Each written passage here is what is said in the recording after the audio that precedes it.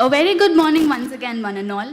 I am Asha from the Department of Humanities and Social Sciences, and we are immensely pleased to welcome you all to the 62nd Convocation of the Indian Institute of Technology, Madras. We are honored to have with us distinguished dignitaries, respected faculty, proud families, and of course the graduating batch whose achievements we are here to celebrate today. Let us now begin the day's proceedings with an invocation, Tamilthai Vartha, followed by Vande Mataram. I request you all to please rise up for the same.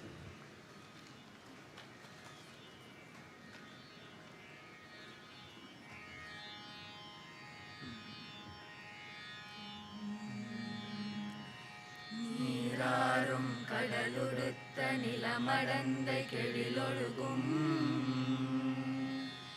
சீராறும் வதனமென திகழ்பரத கண்டமிதில் தெக்கணமும் அது சிறந்த திராவிடனல் திருநாடும் தக்க சிறு பிறை நுதலும் தரித்தனரும் திலகமுமே அத்திலக வாசனை போல் அனைத்துலகும் இன்பமுற எத்திசையும் புகழ் மணக்க இருந்த பெரும் தமிழனங்கே தமிழனங்கே உன் சீரிழமை சிறம்பியந்து செயல் மறந்து வாழ்த்ததுமே வாழ்த்ததுமே வாழ்த்ததுமே. Open.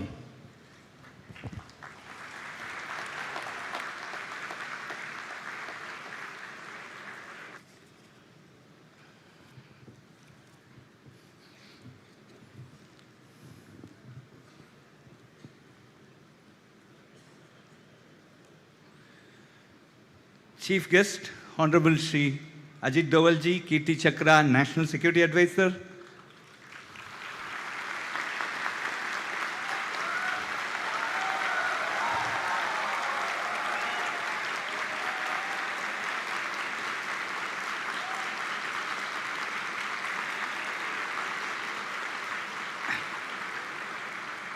Guest of Honor, Dr. Padma Subramaniam.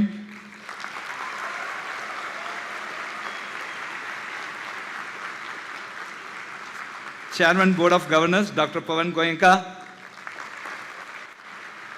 Members of the Board of Governors, members of the Senate, dearest graduates, distinguished invitees and colleagues, and my dearest students.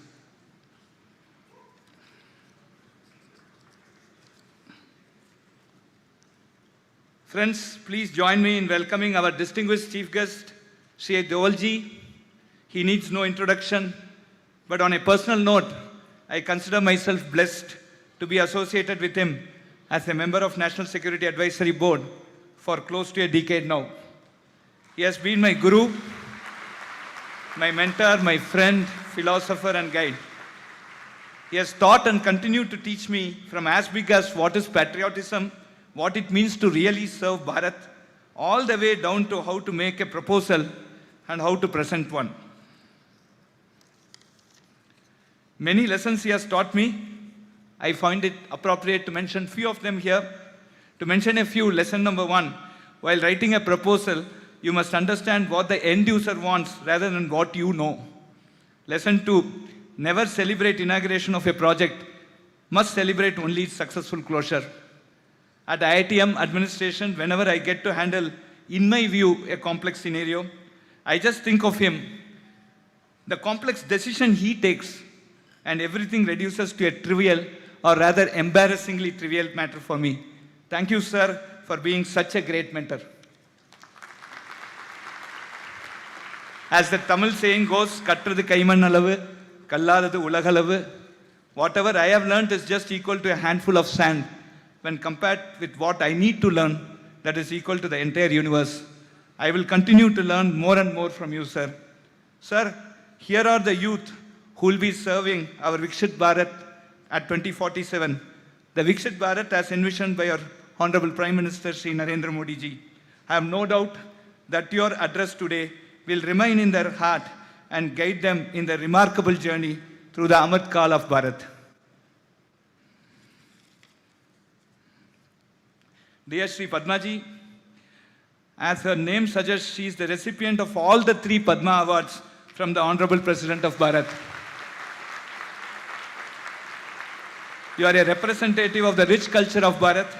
Your presence this year is apt, as our institute, IIT Madras, is the first of all IITs to have introduced the Fine Arts and Cultural Excellence admission, encouraging children with accolades in the field of fine arts and culture to join our coveted undergraduate BTech programs on campus. Thank you very much, Madam. IIT Madras continues to be on the top of the NIRF rankings for over 9 years in a row.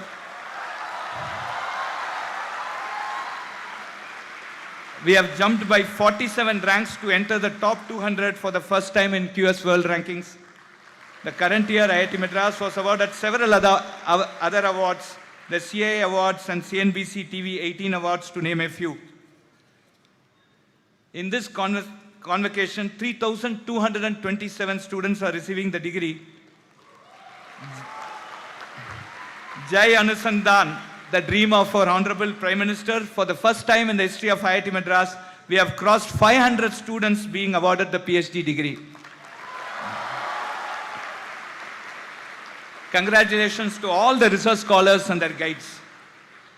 In line with Sustainable Development Goal 4 of the United Nations, to provide accessible, affordable, quality education for all, the multi-entry, multi-exit BS online degree program, web-enabled MTech for industry, and multiple initiatives by the Center for Outreach and Digital Education benefits more than 100,000 candidates every year.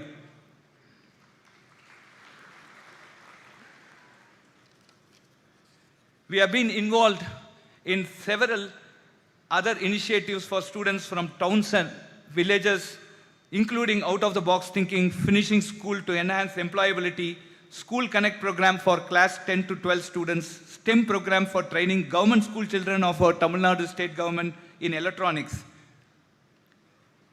The Vidya Shakti project started in 2021, involving setting up of rural interaction center to meet the gross enrollment ratio of 50% by 2035, as set by the National Education Policy 2020.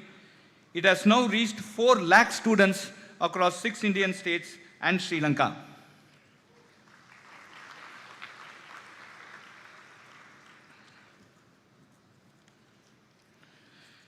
The first international campus of IIT Madras at Zanzibar, Tanzania, is entering her 3rd year, with multiple courses being offered and increased collaboration with industry.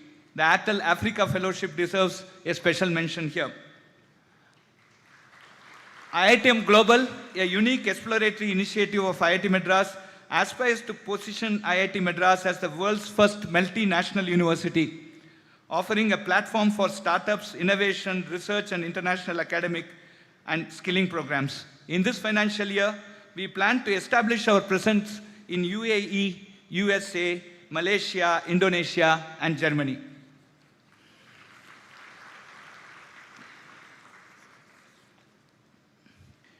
The 15 centers of excellence funded through the Institute of Eminence funding provided by the Ministry of Education, Government of India, has turned out to be a world-class interdisciplinary groups involved in very high-end research of techno-social economic importance, a prime reason for us to leap into the top 200 band in the world rankings. Through these centers, for the first time in history, IIT Madras is the only institution to have released the data of human brain and Bharat Cancer Genome Atlas in the open domain, providing free access to all. I immensely thank Professor Mohan Shankar and Professor Mahalingam for the same. Improving the diversity in campus and continuing the unique experiment of introducing sports excellence admission in the last academic year for our coveted undergraduate programs, we have introduced the Fine Arts and Cultural Excellence phase and Science Olympiad Excellence scope admissions to encourage students pursuing those pathways. This is in line with the holistic education as promoted by the National Education Policy 2020. Keeping in trend with emerging R&D and industry requirements, IIT Madras has introduced BS in Chemistry, BTech in Computational Engineering and Mechanics, BTech in Instrumentation and Biomedical Engineering, and MTech in Electric Vehicles this academic year.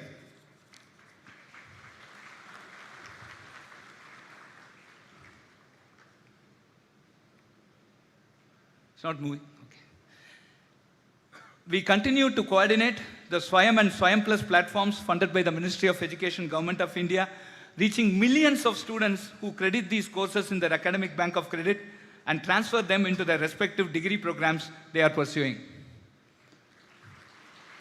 Viksit Bharat at 2047 will be a product nation and a startup nation, and IIT Madras is gearing up for this.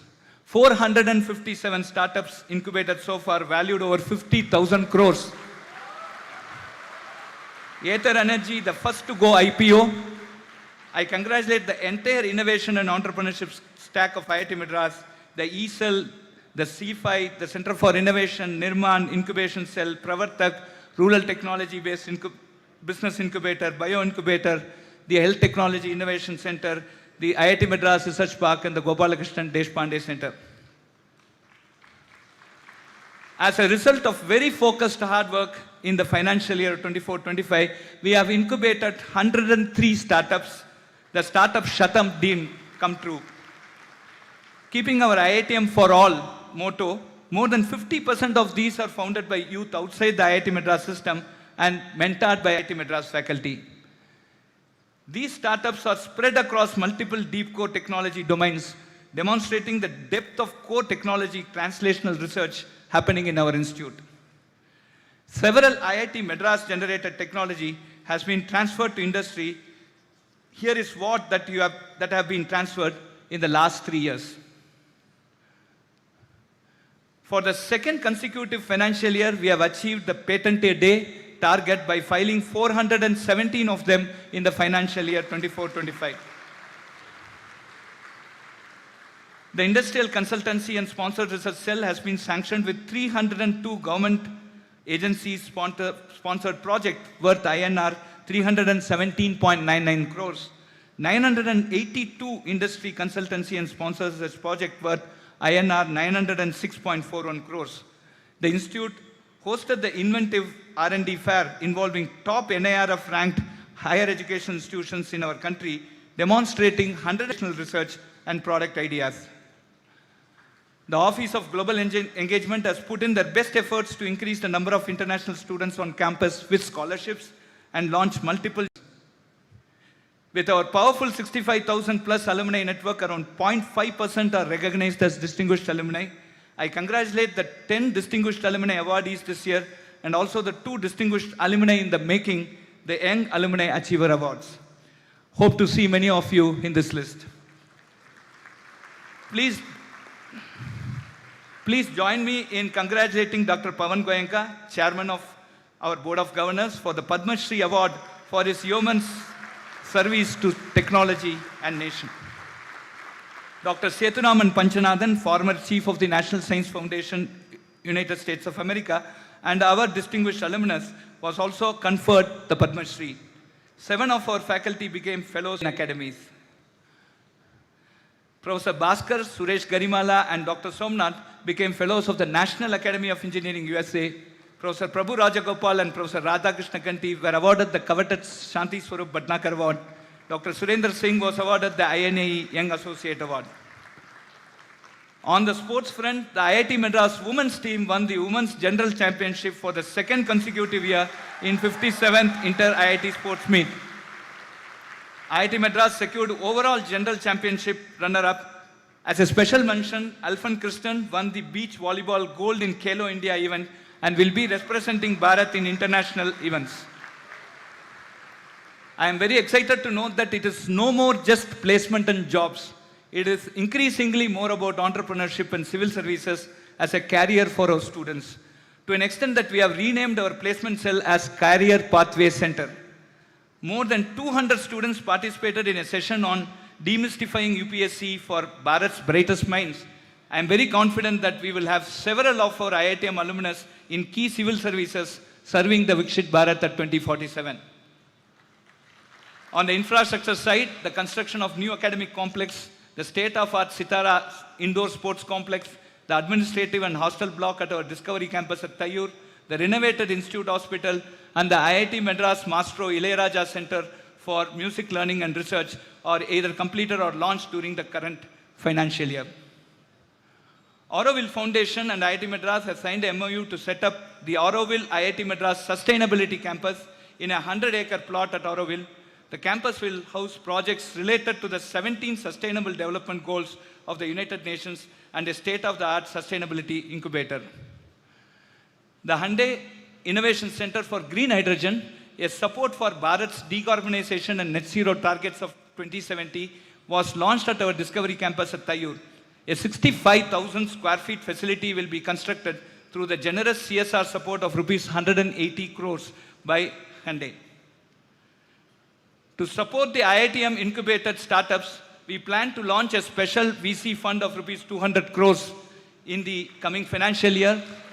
After successfully demonstrating patent a day, 100 startups a year, Startup Shatam, I have no doubt that by 2032, we will have one IPO every month.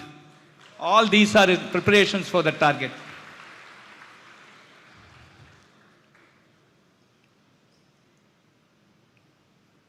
Please join me in congratulating Dr. Pawan Goenka. For one more reason, he is the longest serving chairman of Board of Governors of IIT Madras. Over the last decade plus of your chairmanship, sir, IITM has grown beyond whatever we had imagined.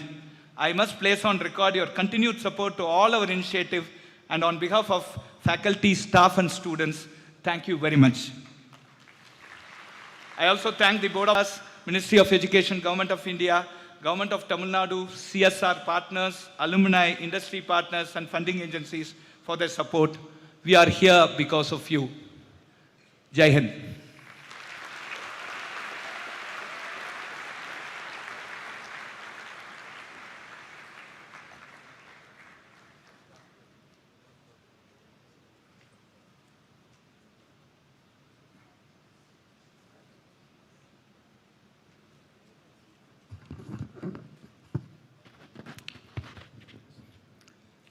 For the last 11 years, I've spoken from that side, so I got confused. Sorry about that. Thank you, Professor Kamakoti, for that status update on IIT Madras. What an exciting year IIT Madras has had in the previous year. Our chief guest, Sri Ajit Doval, distinguished faculty, proud parents, and dear graduating students. Good morning to you all. It is my honor and privilege to address you at this momentous occasion of the 62nd Convocation ceremony of IIT Madras. On behalf of the Board of Governors, I warmly welcome Sri Ajit Doval, the National Security Advisor of India. The applaud that you gave when his name was taken by the director shows that he needs no introduction. I've had privilege, not as long as Professor Kamakoti, but for the last 3 years of working with him in my current capacity as chairman in his space. What I can say, he is an unassuming person, but always on top of any issue that we are discussing. Just coincidentally, when I was coming in here last night in the flight, I saw a small article on him, a very interesting article, that described him as person who is very analytical, very pragmatic, not emotional, but sensitive, a hardcore Indian by heart, mind, and soul. I couldn't agree more.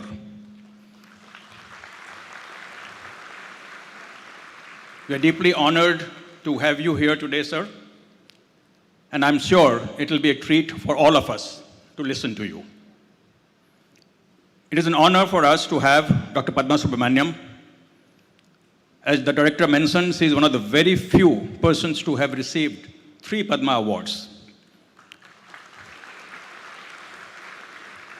Highly acclaimed dancer, research scholar, choreographer, teacher, singer, music composer, author, and Indiologist. So we are in for a double treat today. As the director said that this is my 12th convocation. I don't think anybody has been on this forum more than I have been, longer than I have been. Usually I give a longest speech, but today, since we have a double treat coming to us, I'll keep my speech very short. First, I want to congratulate the director, faculty, staff, and the students of IIT Madras for continuing to be on top of the NIRF ranking, 9th year in a row, and for breaking the 200 mark in the QS ranking on our way to the target of breaking the 100 mark. And I want to congratulate you, the graduating class of 2025. Today marks the culmination of years of hard work, perseverance, and growth. I share in your joy and pride, as sometimes, long time ago, 50 years ago, I was where you are, though from a different IIT, on the brink of a journey filled with uncertainty, but promise. I feel both nostalgic and excited. Today, I want to speak to you as a fellow engineer, one who has walked a long road, sometimes confidently, sometimes unsure, but always willing to learn and improve. I'd like to share a few life lessons that have stayed with me. These may not be in any textbooks, but they have been powerful signposts in my own journey. First, I believe you must follow your heart. Let me begin with a story, one that shaped the trajectory of my life. In the early 90s, I, along with my family, were well settled in the USA, working in the auto industry. Life was comfortable. We left behind certainty, comfort, and a familiar system to return to an India where building a global product from scratch was still a dream. No spreadsheet would have justified the decision. No logic would have said that's the right decision. But a heart said, yes, let's do it. So we did. And that move of heart put me at the center of the Scorpio development that changed the automotive engineering in India, only because I listened to my heart. So my friends, we engineers are trained to think logically, to run models, assess risks, optimize solutions, but not every decision in life can be justified with logic. If there is one thing I have learned, it's that when your heart says something, don't ignore it, because often, not always, but often, your heart sees something that your head does not. Lesson number 2, you're never too old to start learning. Let me fast forward to 2022, when I was offered the current role as chairman of InSpace. I had spent decades in automotive industry, but when the opportunity came to help shape India's private space ecosystem, I said yes. Not because I was ready for it, not because I was confident that I can do it, but because I believed in what impact it could have. At the age of 67, I was back in learning mode, studying orbital mechanics, reviewing launch architecture, engaging with young founders, younger than my kids, and in them, just like in you, I see what India was becoming: bold, brilliant, and hungry to lead. And you know what? I loved it. I rediscovered the joy of learning, of not knowing and slowly figuring it out. These 3.5 years have been amongst the most enjoyable and fulfilling part of my 45-year career. So never stop learning. We often think of education as something that happens in our 20s. But in truth, the most interesting lives are those where you stay a student always. So if there's one thing I'd urge you never to outgrow, is your curiosity. Stay teachable, stay interested. That's how you stay relevant and, more importantly, fulfilled. And the third lesson I offered you today is that path of excellence is rarely easy, but always worth it. If you ever find yourself doubting your place, remember, we all start somewhere. What matters is whether you keep going. Today, I see in you the same spark, the capacity to adopt, the resilience to overcome, and the brilliance to create. And that brings me to the larger story, the story of India in 2047, as Professor Kamakoti talked about. Our Honorable Prime Minister has outlined a bold vision, that of a Viksit Bharat, a fully developed India by the time we celebrate 100 years of independence, a $32 trillion economy, a nation where opportunity is equitable, Innovation is native and growth is sustainable. A nation that leads the world not just in size, but in substance. But let's be clear, Viksit Bharat is not just going to happen by itself. It will require tremendous effort from all Indians. It is not a prime minister's dream. It's a generational responsibility, and it belongs to you, the class of 2025. You will be at the peak of your careers in 2047. It is you who will build the infrastructure, design the technologies, write the policies, and lead the institutions that shape the India of the future. You are not just graduating today. You are the architects, builders, visionaries, and dreamers. And this nation is the canvas awaiting your imagination. Whether you choose to become a researcher, an entrepreneur, corporate leader, public service, or academia, ask yourself, how can I help more? How can I help move India forward? Not just in GDP, but in dignity, access, equity, and excellence. I will close with a thought. You have been given an extraordinary education at IIT Madras, one of the finest institutions in the world. But what you do with it will define your legacy.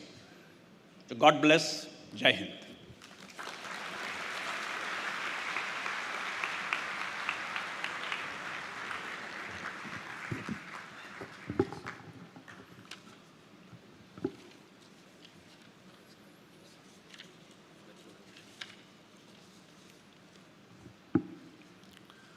Good morning, everyone. It is indeed a great privilege to have amongst us Dr. Padma Subramaniam as the guest of honor for the 62nd Convocation of IIT Madras. She needs no introduction, especially in the world of Indian arts and culture, yet it is my proud duty to present to this young graduating batch one of India's most revered cultural icons, Dr. Padma Subramaniam. A legendary Bharatanatyam exponent and scholar, she has dedicated her life to preserving and promoting India's rich artistic and spiritual heritage, and her legacy will continue to inspire generations. Dr. Padma Subramaniam is an internationally acclaimed Bharatanatyam dancer, choreographer, composer, researcher, teacher, and author. Much like the multidisciplinary spirit of IIT Madras, she seamlessly blends art, scholarship, and innovation. As a revered Indic scholar, her work bridges ancient tradition with modern interpretation, a pursuit of depth and excellence that resonates deeply with our faculty, students, and researchers. At present, she serves as the president of Nityodaya, a cultural institution founded by her father in 1942.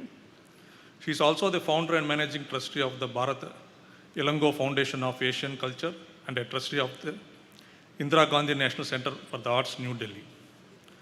Dr. Padma Subramaniam is a true innovator in Indian classical dance.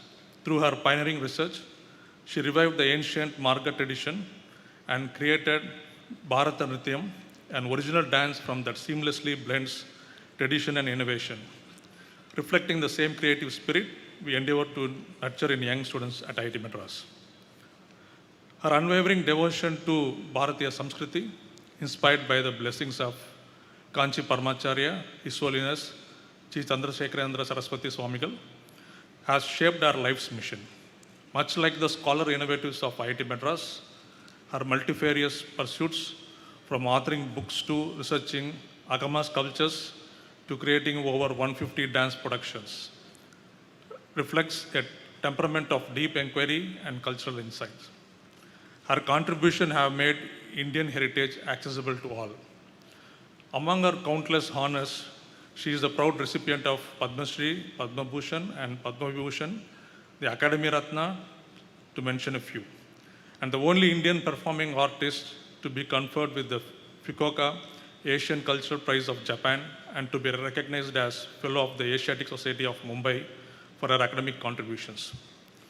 I also take this opportunity to share with you all that our guest of honor wrote a letter in 2021 to our Honorable Prime Minister of India, Sri Narendra Modi ji, highlighting the historic role of Sengol during India's independence, which eventually led to its installation in the new parliament. It's a proud moment for India and especially for Tamil Nadu.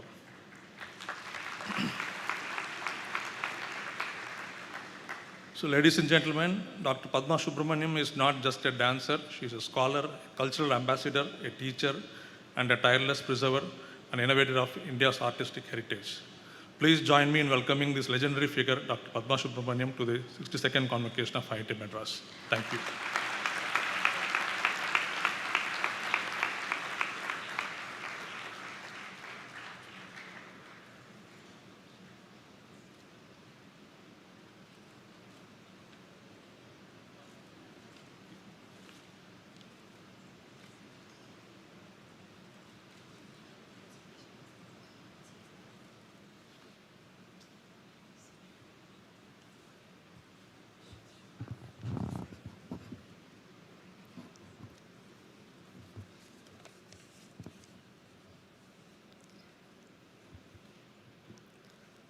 Om Sadgurubhyo Namaha.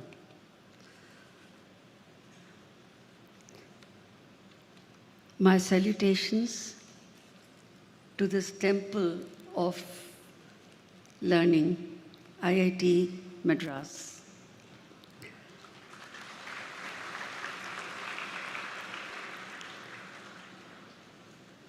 I feel honored to have been invited by Dr. Kamakoti, your esteemed and dynamic director, to deliver this year's convocation address.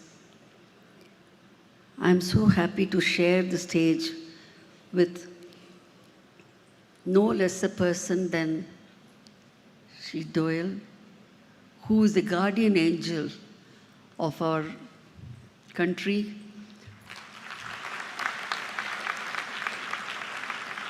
And on behalf of all of us, I congratulate him for the success of Operation Sindoor.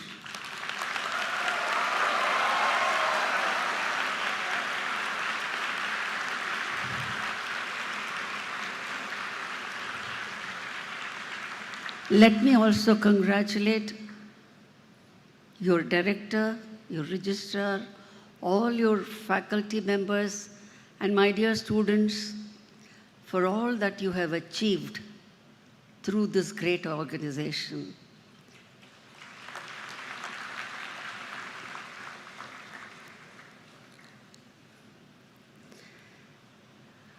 I am told that I am the second lady to have been given this task of giving the convocation address, the last person having been former Prime Minister, Srimati Indira Gandhi. I think the women here will.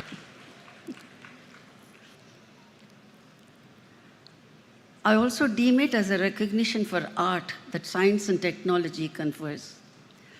This is perhaps a turning point for experiencing an amalgamation cognition which traditionally Bharatiya Kalachara has stood for.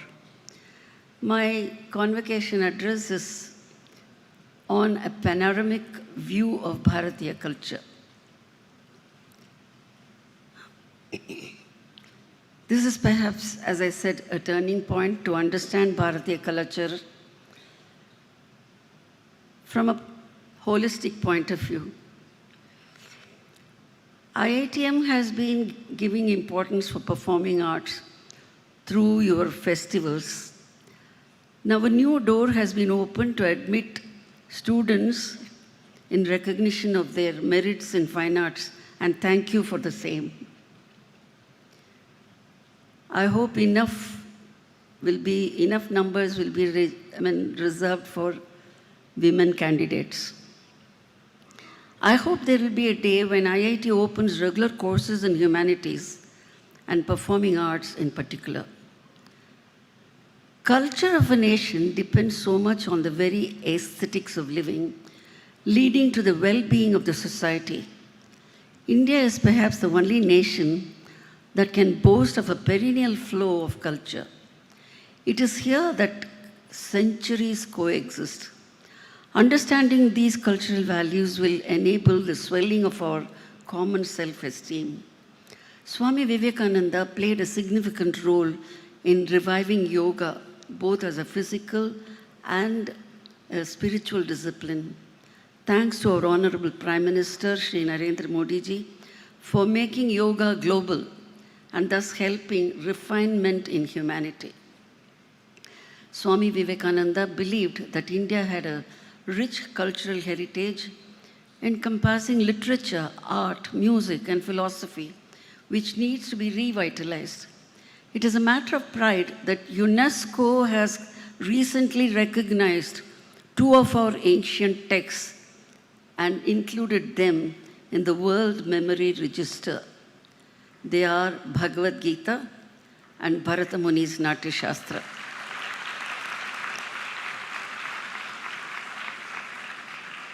Bhagavad Gita synthesizes the knowledge of life here and thereafter. The historic victory of Operation Sindoor is a manifestation of adherence to valor that Bhagavad Gita preaches. As a proud Indian, I have always offered my salutations to our Jawans, who are our national guardian angels. Way back in 1960s Ministry of Defense, the terrain there, most of you will know, is very high altitude with 40% less oxygen, and this compelled me and my group to take puffs of oxygen provided by the army doctor after every 5 minutes of dancing. I have no words to praise our brave hearts for their fighting for our nation in such a challenging environment, thanks to our cultural morale that Bhagavad Gita offers. The Natya Shastra picturizes the life of 3 worlds transcending time and space. It brings to our eyes both Chetana and Achetana objects, that is, living and non-living objects. Both these works are easily the oldest extant literature in the world to scientifically explain the most abstract concepts. Still, it must be remembered that our Vedic literature stands the test of time, being the primary source for even these 2 texts.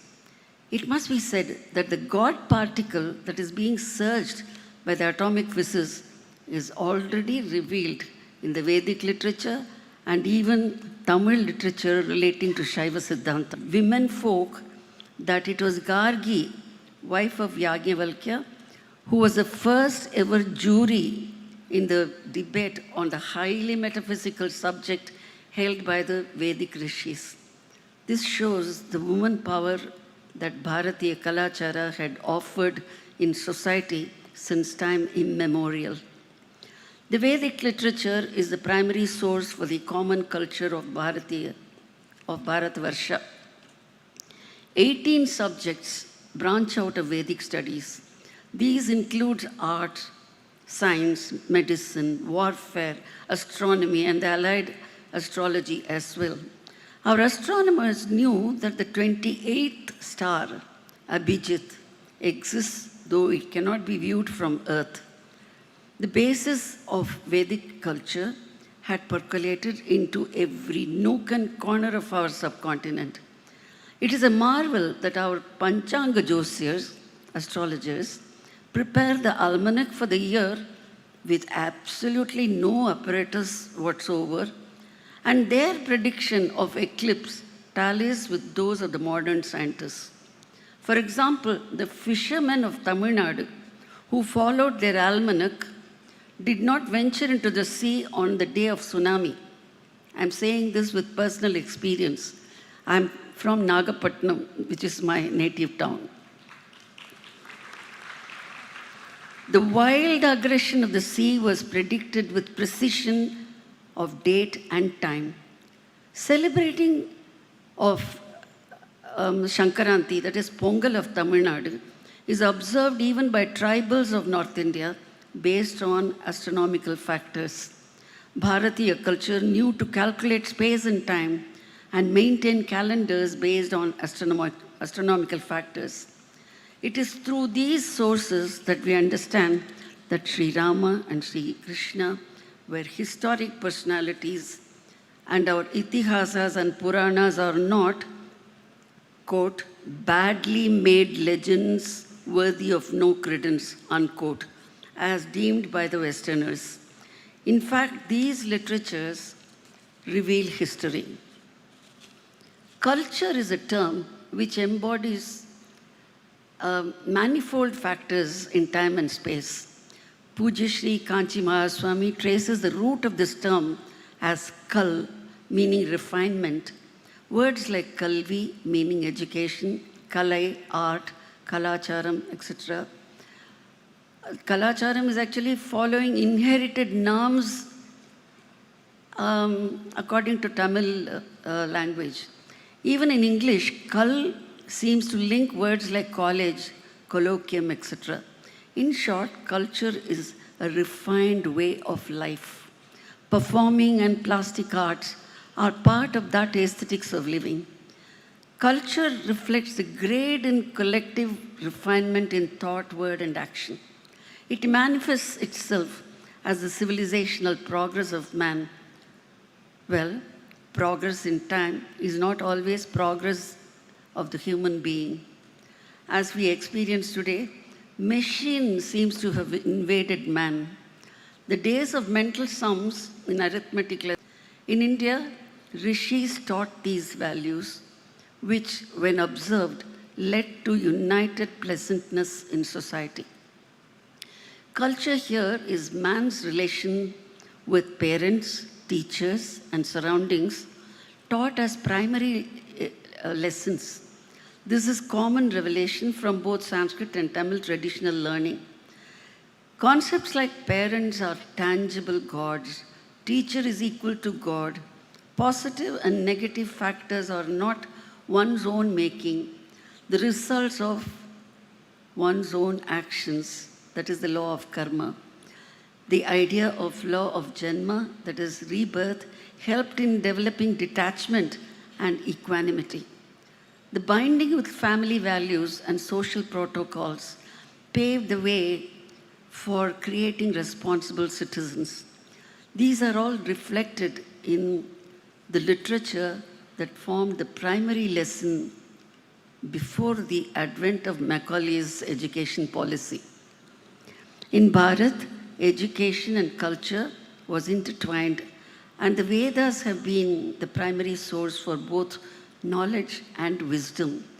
The root vid means knowledge, and all the 18 subjects have their links with Vedas. For example, medicine, warfare, and polity are stemming from Atharva Veda. Gandharva Veda is an Upaveda of Samaveda pertaining to music. Natya Veda, which is also called Natya Shastra, comes under Gandharva Veda. The term Shastra implies science, and hence Natya Shastra is the text relating to the science of the art of drama. The same work is referred to as Natya Veda, since it promotes wisdom, which is Shastra had been the common text for theatre art throughout the Indian subcontinent and many parts of Asia. It seems to have sailed across the Indian Ocean along with Ramayana several centuries ago. Adherents and contemporary traditions there. In fact, the masks of Hindu Trinity, Brahma, Vishnu, and Shiva, along with that of Bharata Muni, is worshipped in every auditorium and schools of performing arts in countries like Thailand and Cambodia. Taking inspiration from these, I designed a Bharata Muni idol for his memorial, which is placed in Bharata Ilango Foundation for Asian Culture, which is a pan-Asian research center for performing arts. This idol was copied for a replica, which is now adorning the threshold of Indira Gandhi National Center for Arts, New Delhi. What is special about Bharatiya Natya Shastra to be revered world over? I will try to justify in a capsule form. Natya Shastra was discovered in bits and pieces by foreign scholars, and a part of it was first brought out by an American Sanskrit scholar in 1865. In India, the whole text was first published from Bombay in 1894. The discovery of Abhinavagupta's commentary from Kashmir was a milestone in the modern history of the text. The first volume of the Baroda edition came out in 1926. Abhinavagupta of Kashmir was a contemporary of our Saint Ramanuja of South India about 1,000 years ago. I had started my research on the 4th chapter of Natya Shastra way back in 1962, relating to the 108 dance movements called Karanas, which had actually been obsolete for over 5 centuries. My dream was to bridge the gap between theory, history, and practice. With God's grace and Kanchi Mahaswami's blessings, I have turned my dream into a reality through a correlated study of the text, commentary, and the relevant sculptures and inscriptions from Tamil Nadu. Natya Shastra is the earliest extant literature on dramaturgy in the world. As in the case of several other texts, including the Vedas, the antiquity of this text had been purposely or otherwise diminished. In my humble research, I have proved that it is as old as our epic Ramayana. The work is in 36 chapters, strangely coinciding with 36 tattvas of Kashmiri Shaivism. It has been the common grammar for performing arts throughout the subcontinent and even more. Natya is defined as a representation of all the 7 continents in the world, and more particularly meant for Jambu Dvipa. Puranic geography reveals Jambu Dvipa as the landmass of Eurasia. That indicates the civilizational unity causing common cultural foundation. With this study as background, we can recognize the awe-inspiring inclusivity that the basic text on dramaturgy offers from Bharat. The Natya Shastra offers scope for multi-dimensional research in both arts and science. I think this is what I would love IIT to take cognizance of. The chapter on design for an auditorium needs to be studied by students of architecture. 9 kinds of auditorium are given with details of dimension. The terms used for measurements are same as that used for Shilpa Shastra. This chapter is to be studied by both architects and sculptors who deal with Agama Shastras, which give the science of temple architecture. The consecration of place of a host of Vedic gods. One interesting feature is the description of the installation and worship of 4 main pillars representing 4 varnas. It shows how Natya is common for all varnas. We get information for the history of sociology from Natya Shastra. The astrological details with regard to the building will be of interest to the relevant scholars. The mantras given for the worship of different deities will be useful for researching from Vedic and Agamic points of view. The chapters on music throw light on the history of Indian music and also justifies my taking Natya Shastra to the period of Ramayana. Following Natya Shastra came to be referred to as Marga, that is pathway, in our cultural history. Deshi was the term given to the regional adherents. The sculptures in our temples also follow Natya Shastra for postures. The famous Ananda Tandava figure of Nataraja is the 24th Karana movement described in the Natya Shastra. 108 movements described in the 4th chapter are frozen as sculptures and are seen scattered all over India and Southeast Asia.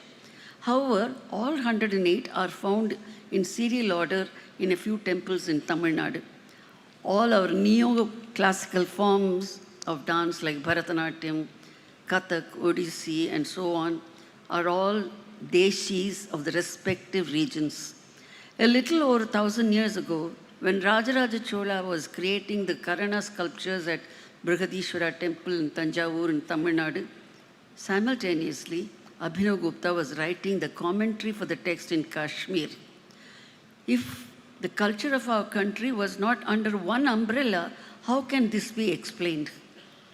Bharata speaks of several groups of people from Himalayas down south and suggests specific styles in production of plays to suit their respective tastes. It must be mentioned here that there is no reference to Arya and Dravida as 2 races in this text.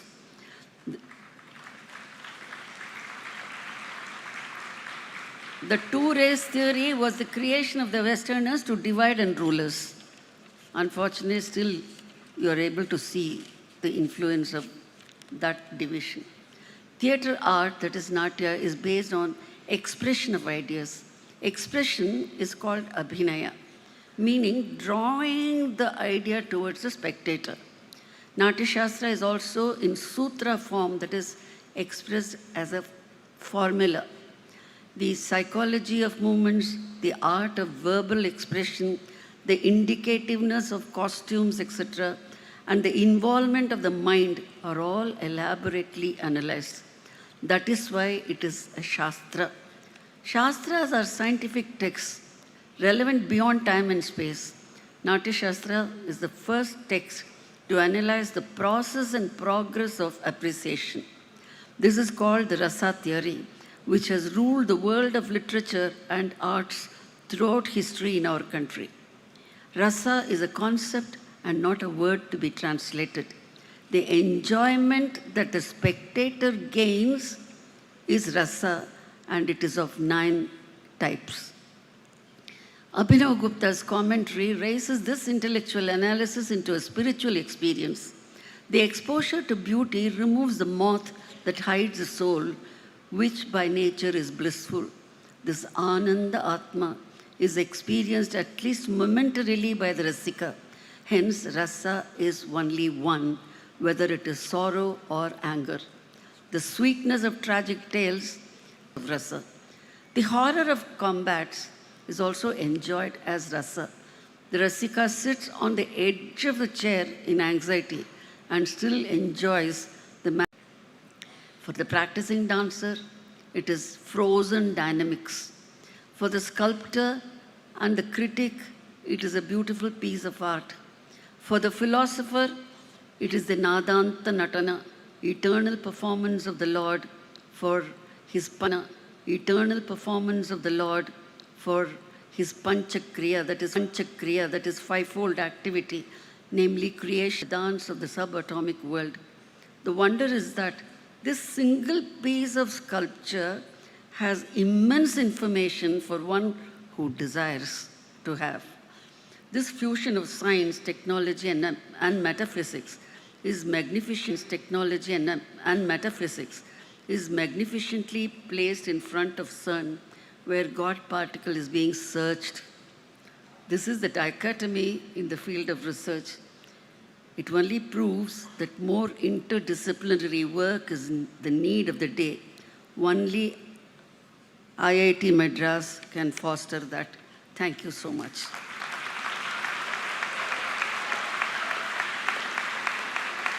My best wishes to all those who are receiving their degrees today.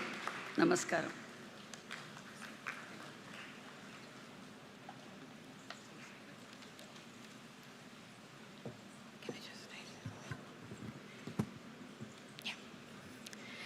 It is with immense pleasure and gratitude that I stand before you all today to express our heartfelt thanks to our much celebrated and esteemed guest of honor, Dr. Padma Subramaniam.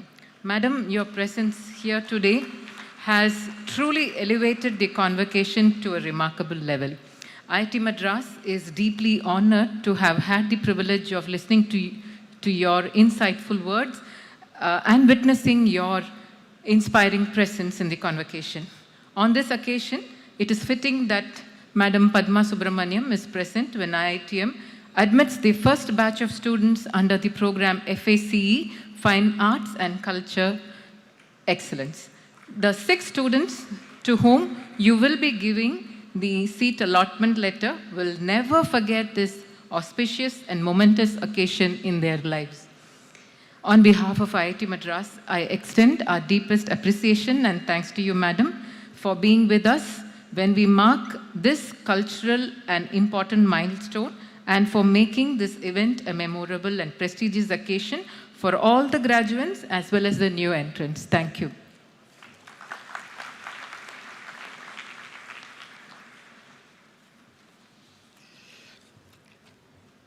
Dear ladies and gentlemen, it is both an honor and a privilege for me to introduce a towering figure in the realm of national security and strategic affairs, Shri Ajit Doval KC, the current National Security Advisor to the Prime Minister of India. Born in Garhwal, Uttarakhand in 1945, Shri Doval's journey from Himalayan foothills to the heart of India's security establishment is one marked by extraordinary service, intellectual depth, and an unyielding commitment to the nation. He completed his early education in Delhi and Ajmer and earned a master's degree in economics from the University of Agra, graduating with a distinction, securing the first position in his class. Shri Doval joined the Indian Police Service in 1968 and soon transitioned to the Intelligence Bureau in 1972. Over the next 3 decades, he held a series of pivotal assignments both within India and abroad. He is widely recognized as an operations expert, having worked extensively in regions critical to India's security interest, including the Northeast, Punjab, Jammu and Kashmir, and beyond.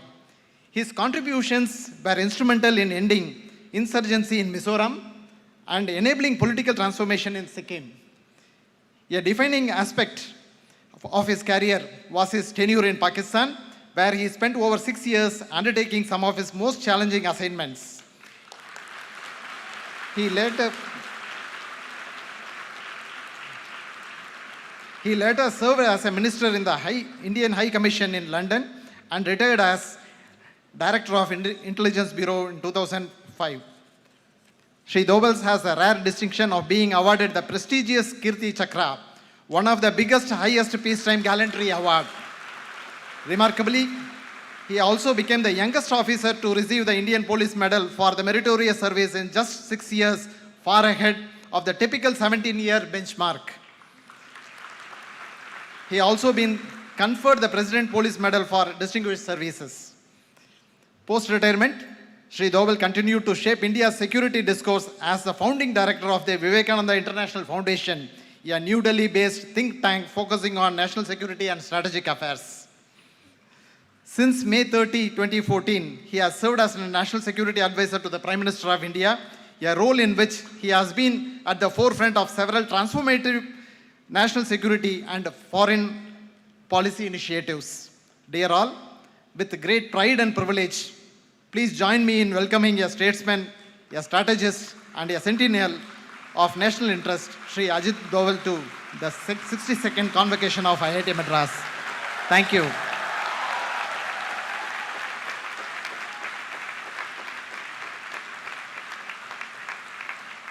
And a performer like Dr. Padma Subramaniam that we all heard, listening to a man who is only from the field of security. But nevertheless, Dr. Pawan Goenka, Chairman of the Governing Council of the prestigious Indian Institute of Technology, Madras, greetings to you on the award of your Padma Award, which you richly deserve. Your contribution to the country is great, and it's also a matter of pride that you're also a former IITian. Dr. V. Kamakoti, Director of IIT, whom I hold in one of the highest esteems, and whose contribution to, not only to the institution and to the discipline of engineering and technology, but to the nation at large, has been tremendous. My association with him now for nearly a decade has been stupendous. And I'll tell you that in very, very difficult times, he had held our hand and has continued to guide and give us a lot of comfort and a lot of support. Esteemed members of the Senate, members of the staff, graduating students and their families, distinguished guests, ladies and gentlemen. I really feel honored and delighted to be here at this hallowed institution of a great reputation, which has got the first of many kinds to its credit, whose contribution, whose pioneership, whose new initiatives has been of a great value to this nation. I must say that to be here on this very solemn occasion is a matter of great privilege for me. I also take this opportunity to congratulate all the young graduates, the most fortunate ones, the one in the history of this nation, which I'll tell you why, that why you are the most fortunate generation in last 1,000 years of India's history. And once again, I'm also grateful to the director who invited me here. Gentlemen, firstly, you should all be very proud that you belong to an institution of which tomorrow you will be the alma mater, the Indian Institute of Technology, Madras, which has produced 48,000 graduates like you who have served the nation and has made a great name for themselves and for their country. What you have achieved is great. You have proven intelligence, dexterity, commitment, by which you have been able to achieve, which very few in this country aspire and are able to achieve it as a reality. You also have got a great future ahead. There is no doubt about it. The world is before you to succeed. The point is whether you will be able to intertwine your growth and progress with something beyond you. Will you be able to contribute to the society, to the country, to the civilization to which you owe a lot? When Director Kamakoti asked me to be here, obviously I was quite reluctant. I never make public appearances. As Dr. Goenka just told me, first time I'm seeing you anywhere in a public platform in last 7 years. I don't know when was it that it was the last 7 years. But normally, I never go. But firstly, my respect for Professor Kamakoti is one thing. But secondly, I had a very small message to give to you. And I thought that I will take this opportunity to convey a very small message. But before that, I will have to provide you a perspective.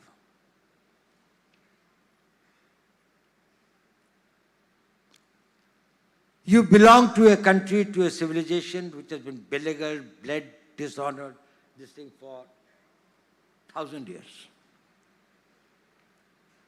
We have suffered a lot. Our ancestors have suffered. Our pitras, as we call them, I do not know how much of the humiliation, deprivations, hardships they have undergone to keep the civilization alive, to keep this notion of the nation alive. Nation is different from a state. India as a nation had existed for millenniums. It may be a new state.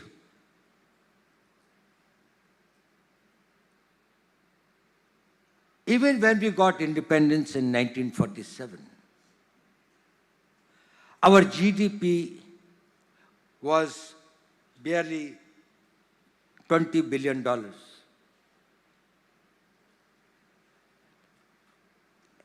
Less than 1.9% of what it is today. We had 80% population below the poverty line.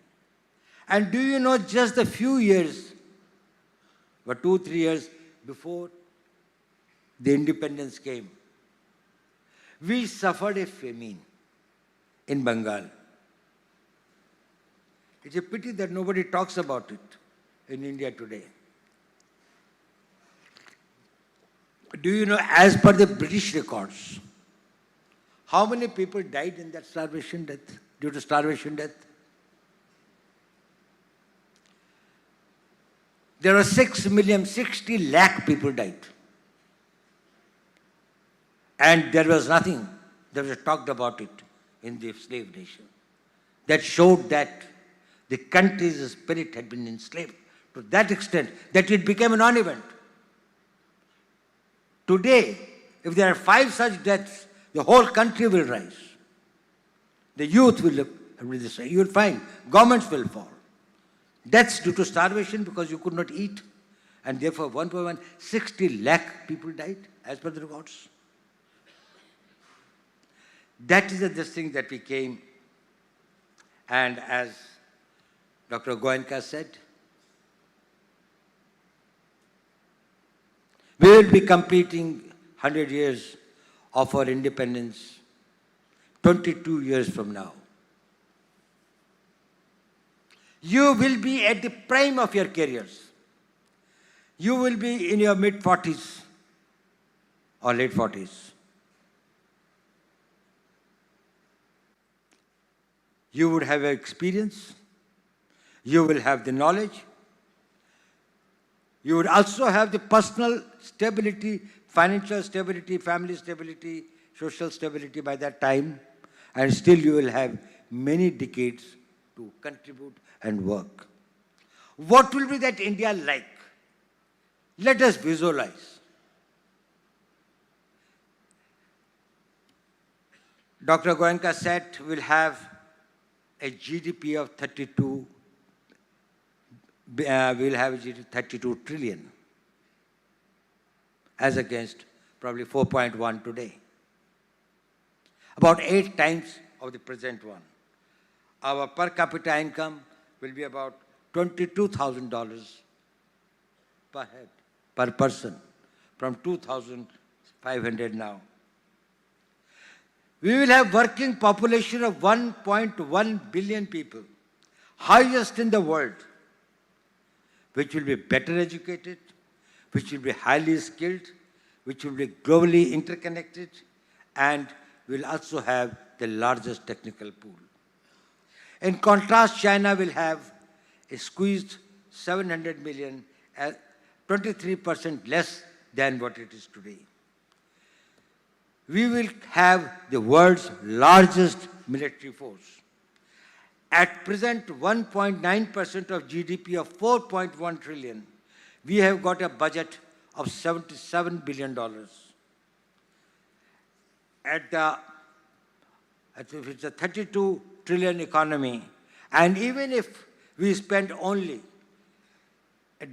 a substantially low percentage of 1.9% of our GDP, we will have a defense budget of 700 crores.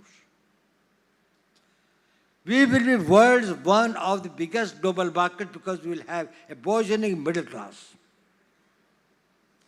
And as having a unique geopolitical situation, demography, soft power, international connectivity, and the civilizational strength and the spiritual strength that Dr.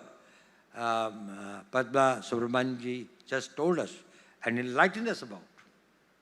You will be a tremendous power. Do you think so? Well, I think so. But there is an X factor. And that X factor is going to make a difference, and I have come to tell you only about that. Whether it is in defense, whether it is in manufacturing, whether it is in our socio-economic development, whether it is in any field, there is one factor that is going to make a difference, and that is you. Both as individually and collectively. Next 22 years, what you do and what you contribute, with what mindset and with what passion you live the life, that will determine what will happen to this nation. This is technology. If we have the technology, if we can surpass the technology, if we can meet the challenge of technology, if we have the technology warriors, we will be able to achieve not this, but much beyond it. But if we fail here, you miss it for many centuries to come. In the last 1,000 years, such a time has not come, and this is the generation who has got the time, and the challenge is yours. If you master it, countries' technological needs are going to be vast in every field, in every walk of life. We want it. But there are some critical areas.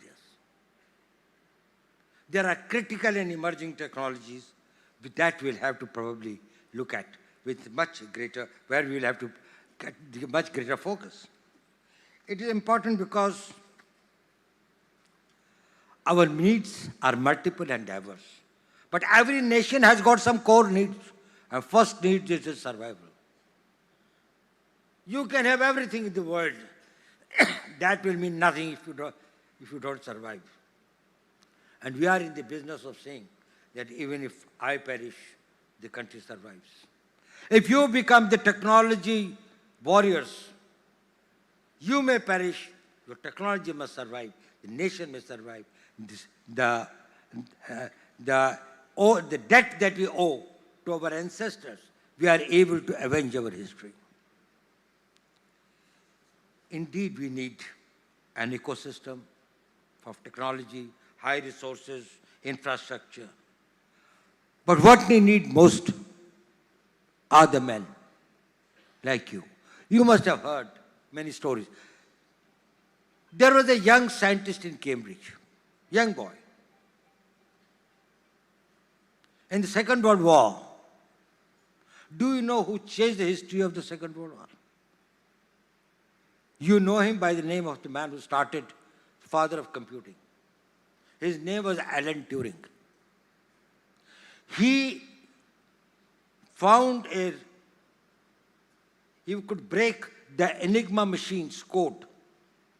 And thereafter, all the U-boats and all the communications of the German army were intercepted, and the entire shape of the battle from 1943, from the late 42, actually it started turning. He died young at the age of 44. Very few of you know that he was a spy. He was an intelligence man working for the MI6. And he was inserted in this task of breaking the German code. Today, to guide, protect, and take this country ahead. You know, something happened in 2020. It was slightly a bad experience for us. We had a certain, we had a little fight. Of course, ultimately we were able to get everything, this thing. But certain decisions were taken. And one of the decisions that was taken is we are going to completely indigenize our communication systems, and 5G will not be imported from anywhere. It is necessary for our data protection, it is necessary for our communications, it was necessary for many security needs. At the same time, the country could not afford to lose the technology battle and remain behind and get decades behind. Chinese has taken over 22 years and spent about $300 billion for developing the 5G. We neither had that much of a time. I'm sorry, Chinese took about 12 years, not 22 years, 12 years. We neither had that sort of a time, nor even that sort of a money. Whom did we turn to? And that is why I said I owe a lot to Professor Kamakoti. We came and we talked with him. We wanted trusted sources. We wanted the system along with the private sector to work out. And within about 2.5 years, India was totally indigenous. And today's 5G, there's nothing foreign in that. And we owe it to your IIT. We owe it to our private sector. We owe it to others. All contributed a lot. Today, it ensures, Professor Kamakoti has put a system in place that when a screw that comes, that deals with anything which has got or which leads to the nation's security protection, of the data protection or the anything that is, it comes from a trusted source. It's either made in India or it is something which is made by somebody who is very close to India. It comes from a trusted source.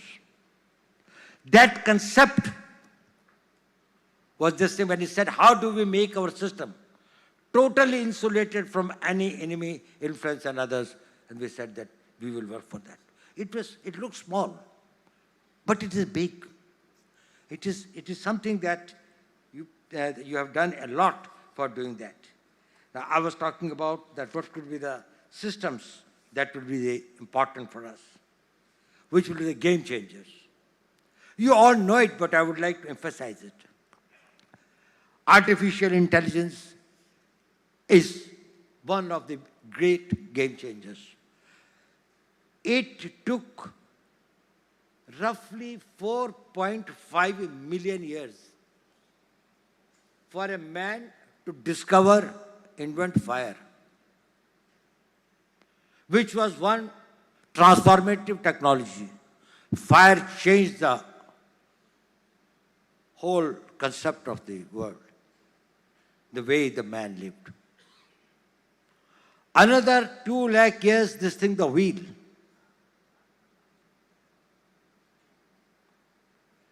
And then many such things came which we call as this thing, which take a shorter time, and others, you had steam engine, printing press, computers and others. The rate at which it was changing, the world was changing. Artificial intelligence is going to change the world every year at that rate. It will become unrecognizable from everything that we do today. Is probably changed. And its applications will be diverse. It's not only required for your research and development, for machine learning, for large language models, for defense, robotics, medical, finance, anywhere. If India is able to lead and develop, make it a focus point, that this is one area that we have to develop. Another is about quantum, the quantum computing and its all applications. Utilizing the principles of superpositioning and entanglement, it can make tremendous difference in what we can achieve. It is going to make the classical computing much less relevant. This thing of the photons and others that we are talking about, actually the theory of particles are going to undergo a whole change. The way that from distances and others probably will make this thing, the conventional thinking of this thing, that how particles will behave and this thing probably will be much more unpredictable. So in the computer discoveries, probably you will find that this whole new world opens. Semiconductors, now that is the building blocks of the modern technologies.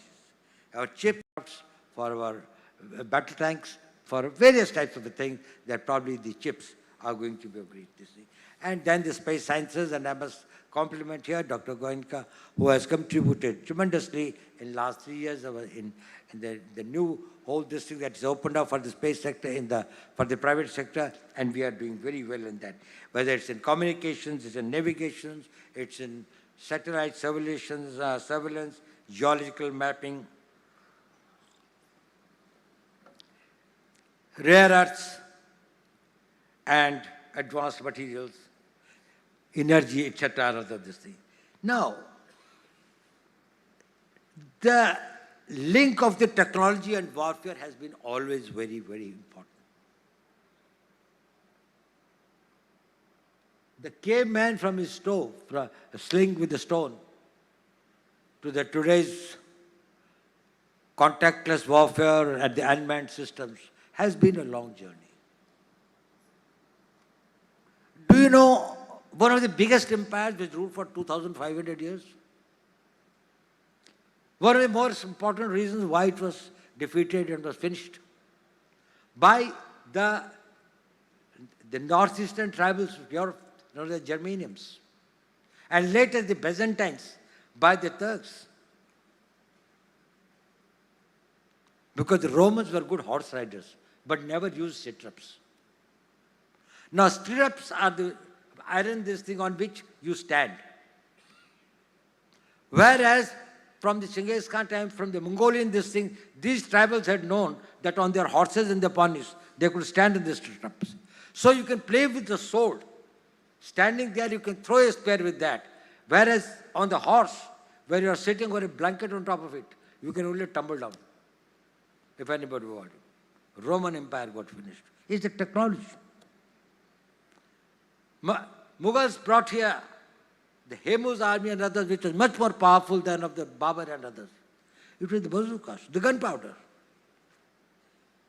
The Mughals brought the gunpowder.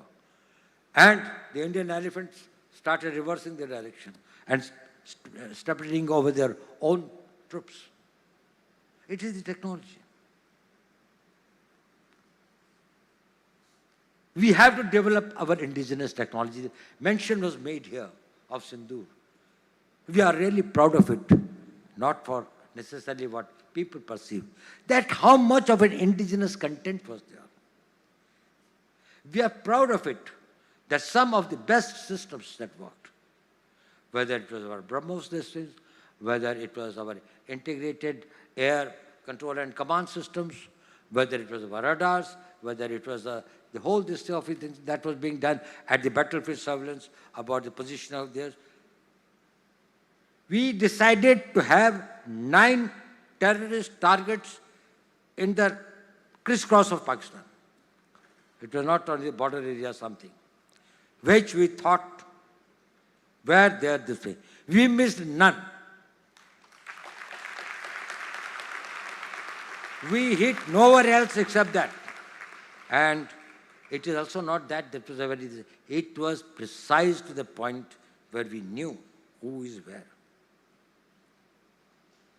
Entire operation was started at 5 minutes past 1 and was over at 28 minutes past 1. 23 minutes.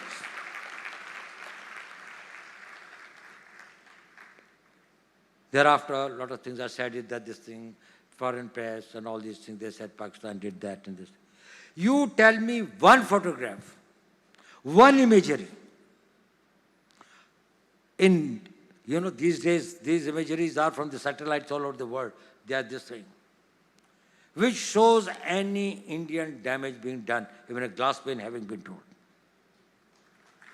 Forces will be knowing what's happening in this thing, but I am just telling, they brought out photographs, they wrote this thing, the New York Times put out very this thing. Only imagery, they said 13 air bases of now and now, before 10th May and after 10th May.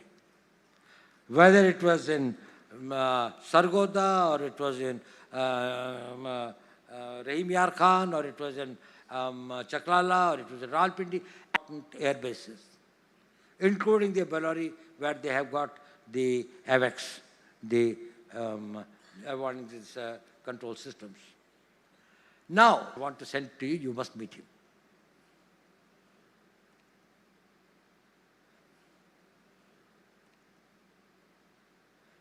I said, okay, send him sometime. So he came, he told me.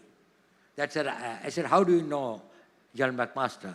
He said, I provide some services to the American Defense Forces. I said, what's your background? And then he told me something about his this thing. When I learned that he was a person who was the founder and CEO of Rhombus,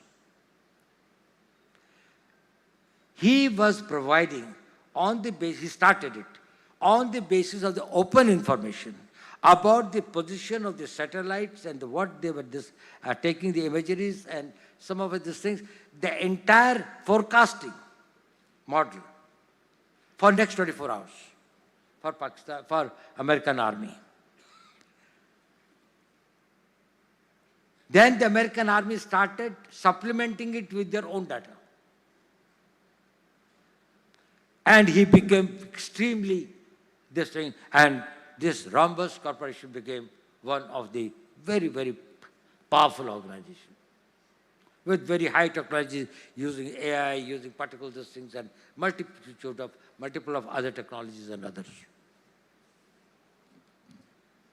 Then I asked him, I said, okay, that's very good. I'm impressed with what you said. We checked it up with these things also. We found tremendous distribution.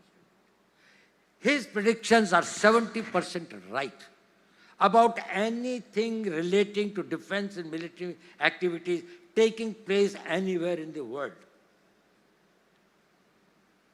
He said, sir, I've come to you, I carry a sense of guilt. I said, why? He said, you've done so well in life. He said, sir, I've done so much for the Americans, this thing. I'm an IITian, but I could not do anything for my country. I want to do something for my country. But I said, we have got problems. You have taken American citizenship. And therefore, we can't integrate you with the system. He said, don't bother. You don't give any data. I will work on the basis of the open data. And I will teach your people how to manage it. After I go, you integrate the data with your own people to find out this thing. We have started working with him. And he said, I don't want to do it for money. It's not for money. This is the spirit that I want each one of you to go. Will you have that passion for your nation? Think that you realize it a little too late. Or you will realize in 2025 that you have to take the country in 2047 where its destiny is, where it is destined to. Make it a proud country in major military terms, in economic terms, in science and technology, and everything and every area of the human activity. If you can manage your time, you can manage your energy, and you can manage your mind and spirit, you can achieve it. And you are not the first. Many more have done it, but only today you have got the opportunity. I did not have the opportunity. I was not an IIT. Actually, when I this thing, the IITs were just started coming up. There was hardly this thing. We also did not have that much, and the country did not have that much of money. Today, the country has money to invest in science and technology. Next year, it will be probably another 1 trillion added to our country's growth. Probably we are going to become more this thing. Very few institutions today will say that they have got dearth of resources. Ecosystems is being built up. Infrastructure is being built up. Testing equipment and others will be available. If not, we will do it. Your alumni are a great asset. All over the world they are there, and they have been contributing a lot. I must say that, well, their contribution has been fantastic. But will you be looking at it only as an opportunity? You will make the life comfortable for you. You will be able to go for more of holidays to Mediterranean and other climatic countries, this country, and thereafter.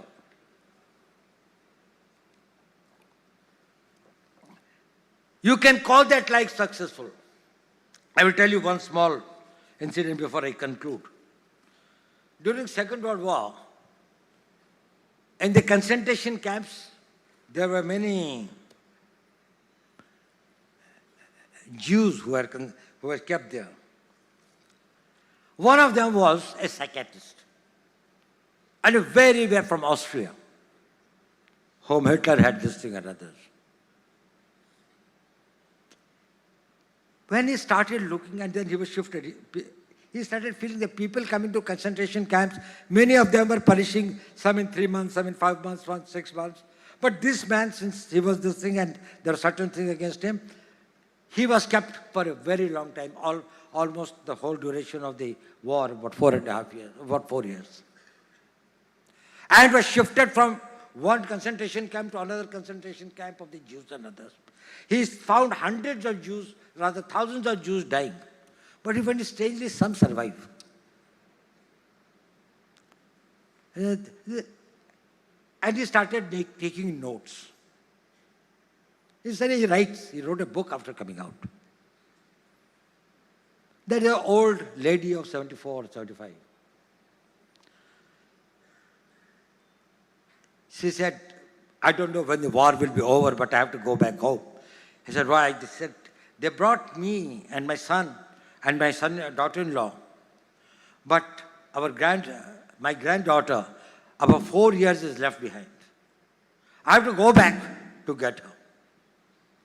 And groom her, train her, whatever is that, bring her up and all these things. I feel very restless. I want the war to be over. She survived. Then, few years after the war, he met this old woman on the street with a teenager girl. He said, how are you? He said, fine. He said, this is my granddaughter. She found this old lady was now healthier, looking better than others. So he wrote a book, which became one of the bestsellers. And also in psychology, it's one of the game-changing contribution. His name was Viktor Frankl. He said, the name of his book was, well, I think it was,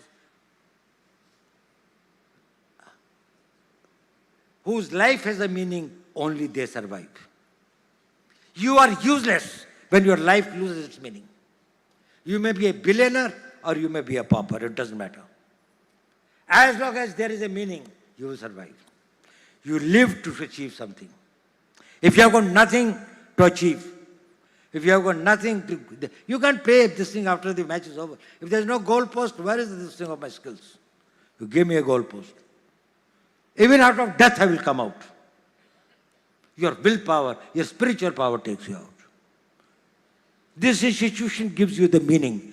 Your energy gives you the meaning. Your circumstances of this thing give you a meaning. This nation gives here with you. I am over 80. I have lived my life. But I know this country has got a very great future. But there is a specter, and that is you. Do your best and give your best. I wish you my best wishes.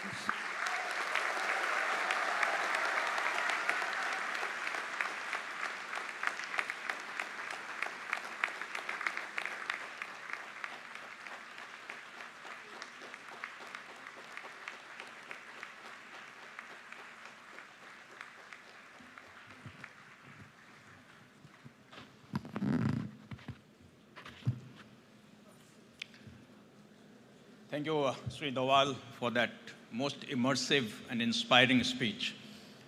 I think you need to change and make more public appearances because you'll inspire so many people to think differently. Today, I'm sure that many of the young people sitting here have redefined what they will call success. Not to make billions, not to become citizen of some other country, but to become the X factor in Viksit Bharat of 2047. I'm sure all of you have closed your eyes for a few minutes what India will look like in 2047, the picture that Sri Dawal has painted today for you. You will play a big role. Technology will play a big role. Because, as he said, that the most proud thing for us in Operation Sindoor was that we used so much indigenous technology to get the results that we got. And that's where IITs come in the picture. That's where IIT students come in the picture. That's why IIT alumni come in the picture. Thank you, Mr. Dawal, for giving us that inspiring thought process for the next 22 years. Some of us may not be there at that time, but I'm sure India will be a country that the whole world will look to.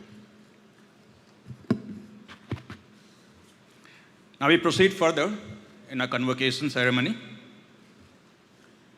Does it please the members of the Senate to approve the award of the degrees and diplomas of the Institute to the candidates who have become eligible to receive them at this convocation? Director Professor Kamakoti, please award the degrees and diplomas of the Institute to all the eligible candidates.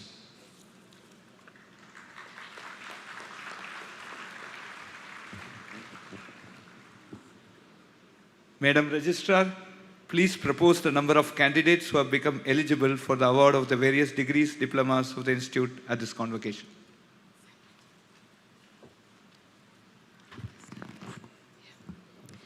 Sir, I propose that 3,227 candidates be awarded the degrees, diplomas of the Institute at this convocation.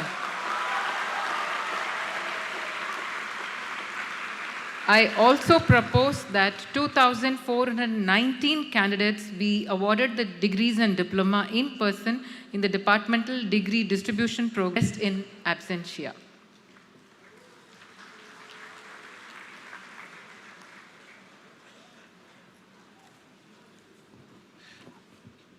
by the authority vested in me as the chairperson of the distributed to the graduates in the degree distributed functions by respective heads of the departments later today. Mr. Dean Academic Courses, please read out the names of prize winners present at this august assembly.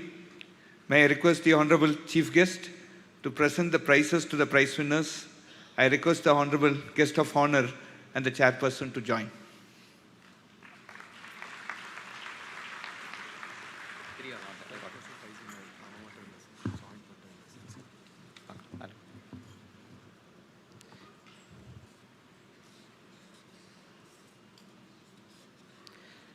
Vanakkam. Here are the prize winners for the graduating class of 2025. President of India Prize for the highest CGPA amongst BTech and dual degree programs, and the Bharat Ratna M. Vishveshwaraya Memorial Prize for the highest CGPA in BTech. Both of these prizes go to Anirudh B.S.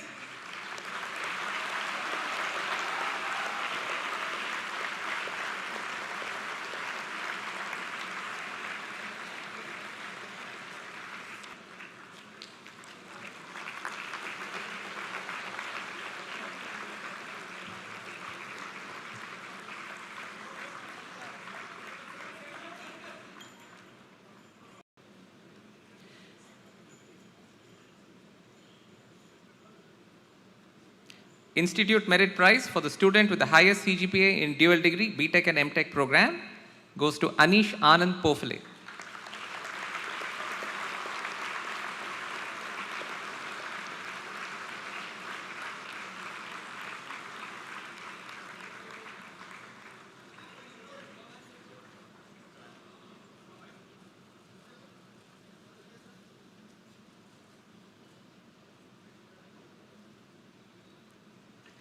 Governor's Prize for the student with the best overall performance in curricular and co-curricular activities of the dual degree program, Rajagopal Subramaniam C.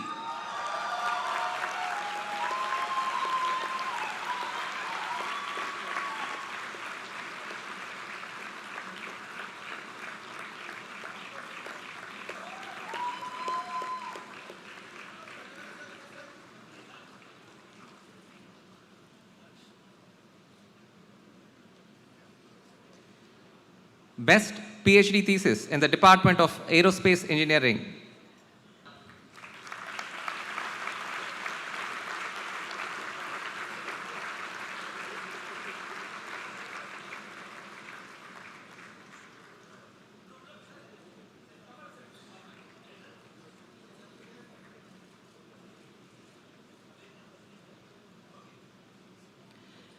Best PhD thesis in the Department of Applied Mechanics and Biomedical Engineering. We have joint winners, Anu V.S. Nath.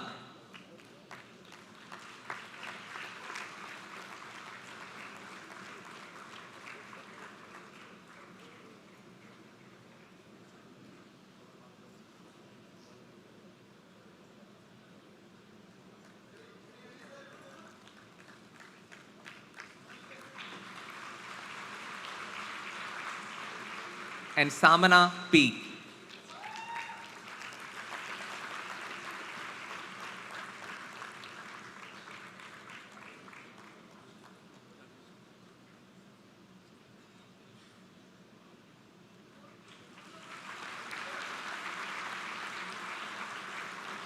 Best PhD thesis in the Department of Civil Engineering, Sahil Vani.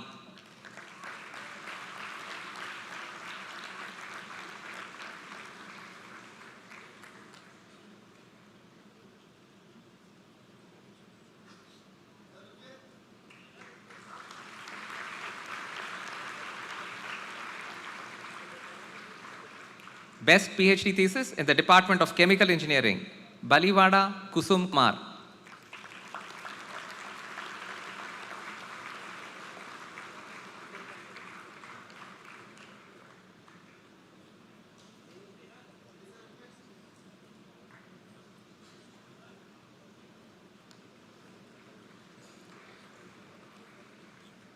Best PhD thesis in the Department of Computer Science and Engineering, Kirti K.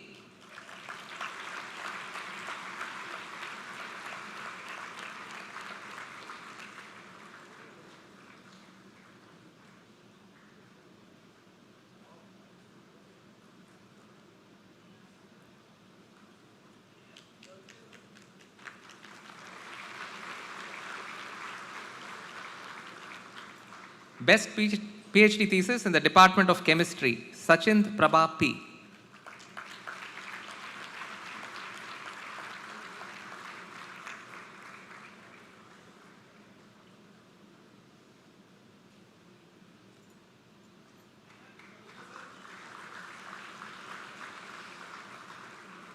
Best PhD thesis in the Department of Electrical Engineering, Nagesha C.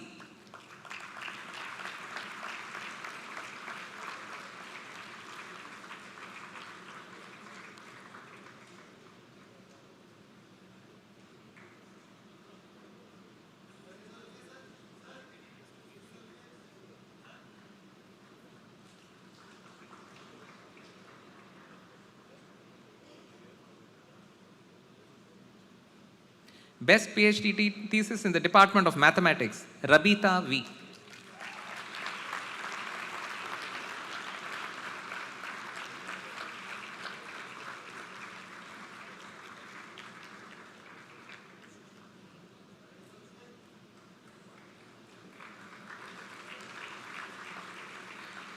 Best PhD thesis in the Department of Mechanical Engineering, Smriti Parimita.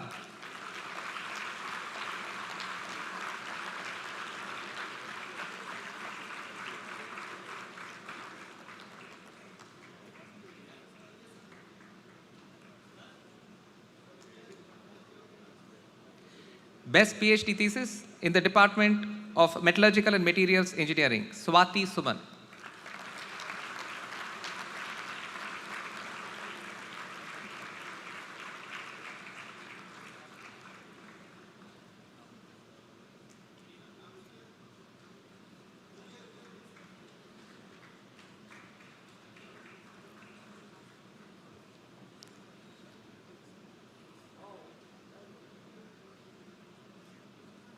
Best PhD thesis in the Department of Management Studies, Apurva Goyal.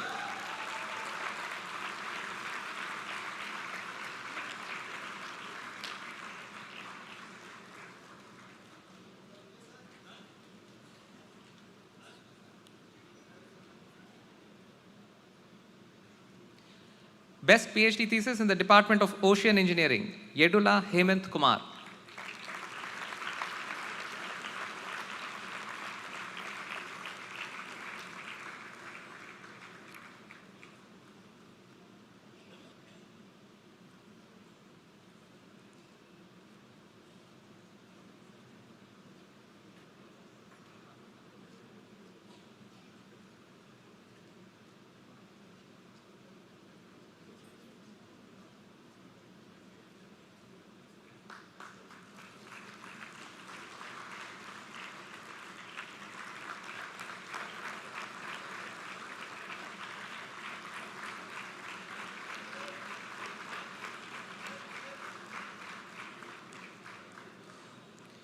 Professor A.L. Lashkar Prize.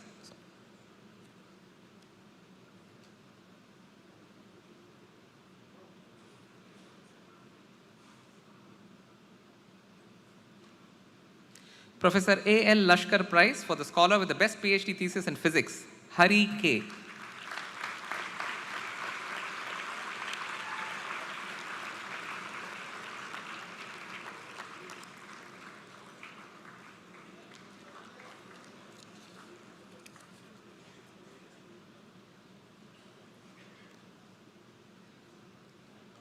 Thank you, sirs and madam. We are also giving the following prizes in absentia. Dr. Shankar Dayal Sharma Prize to Abhinav V. Best PhD thesis in the Department of Biotechnology to Lavanya. Best PhD thesis in the Department of Humanities and Social Sciences to Sanchar Sarkar. And Professor A.L. Lashkar Prize also being shared by Madhura Ghosh Dastidar.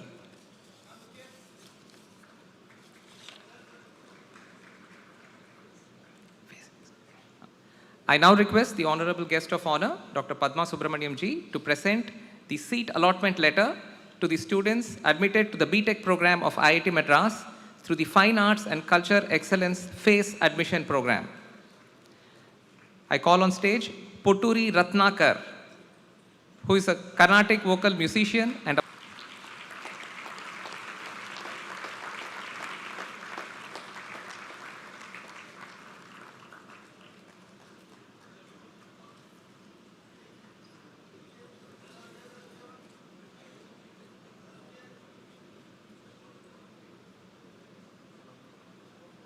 Maitreya Divyan Parekh, who plays the tabla.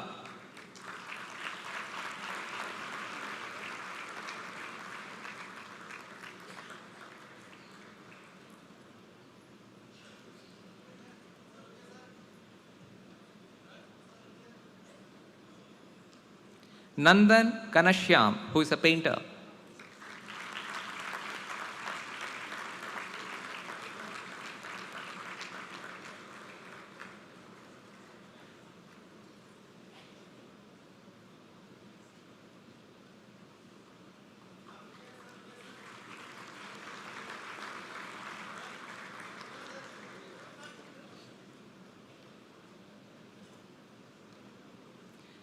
Sarvajit Murali, who is a Carnatic classical violinist.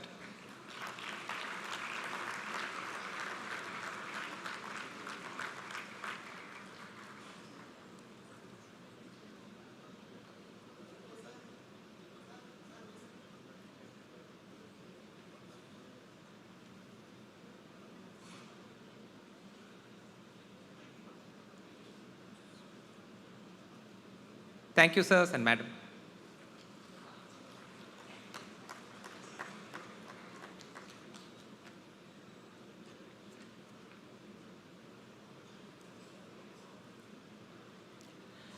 We will now listen to the acceptance speeches of the award winners and one from a special mention PhD graduate.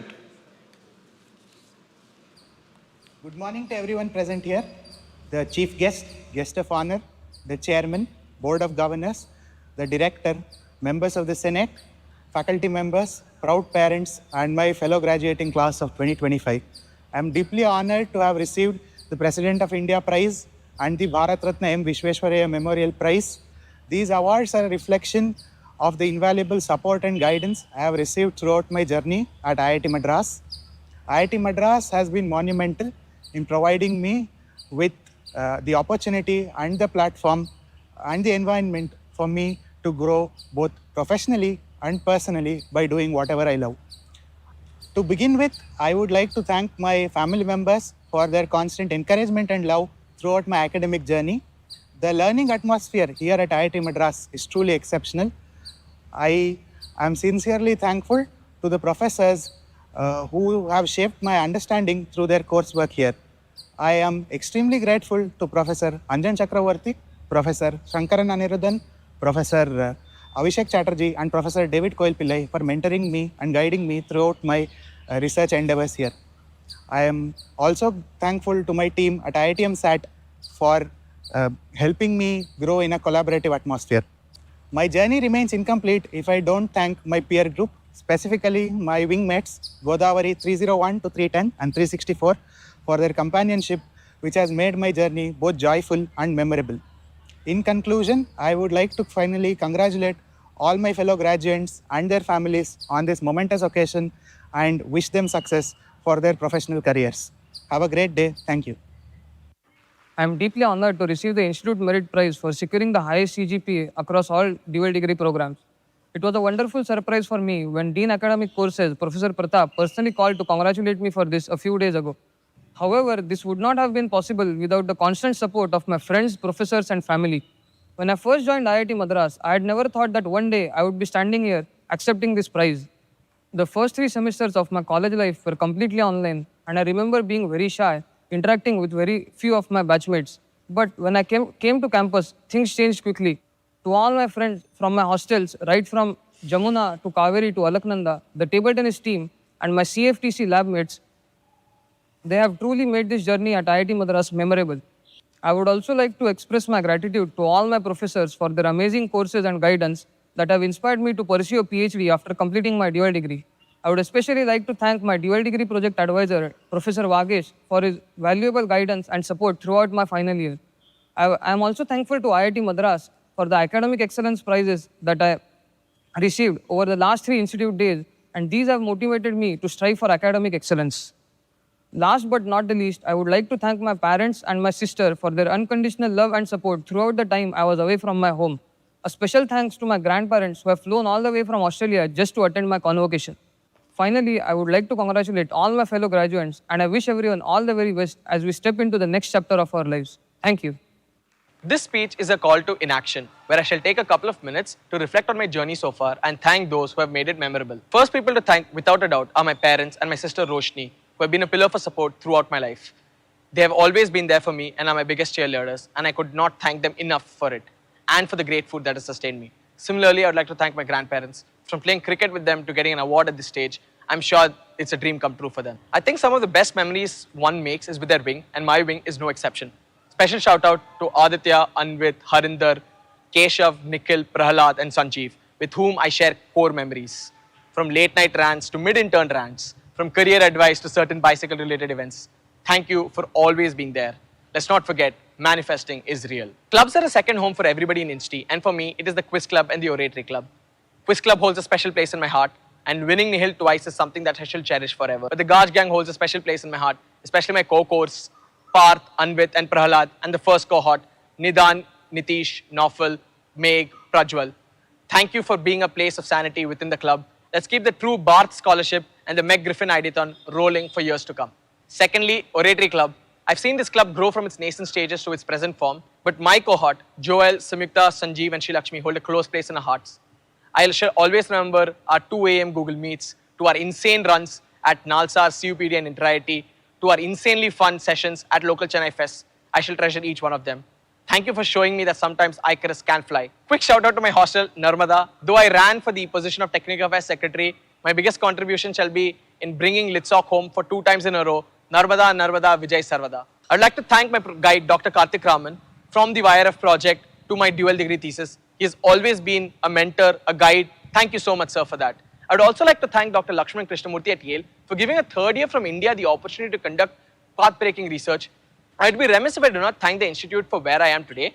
On my orientation day, we were told IITM is a land of opportunities. It's up to you to grab them. I'd like to thank my directors, Dr. Bhaskar Ramamurthy and Dr. Kamakoti, for creating an environment where one can pursue excellence in whatever they want. I would also like to thank my departments, Biotechnology and DSAI, for ensuring that whether I needed guidance or resources, I always got them. Last but not least, I would like to thank God for always being there with me. They say no man is an island, and I sure would not be where I am today without the support of everybody I mentioned and did not mention today. Thank you so much for all your contributions that allowed me to receive the Governor's Prize for the year 2025. I am extremely honored by this award, and I shall cherish this for the rest of my life. Thank you to the Institute once again. Like speech activation software that really make the playing field even for us. For me, today is historic because I represent a segment of society that is largely invisible. 1 out of 4 people have some form of disability, but we are never seen. Only 6% of girls with disability even get to go to school. So I beg that there should be some more concerted efforts being taken so that our basic right to our education can be met, and more people like me can come through these doors, and this broken barrier can remain broken forever. I was a state-level cricketer and swimmer, and when I completed high school, I was at the top 2 percentile of the entire US population, but then I chose to come back to India. Then an accident left me paralyzed below the neck because of a spinal cord injury. I was shocked and broken, but I kept fighting. I was denied admission into college, and I didn't know what to do, but I kept fighting. And when I came to know that people like me were being forced to commit suicide by their own families, I started Soul Free. Soul Free is a public charitable trust that has been running for more than a decade now to improve the quality of life of persons facing a lifetime of paralysis after spinal cord injury.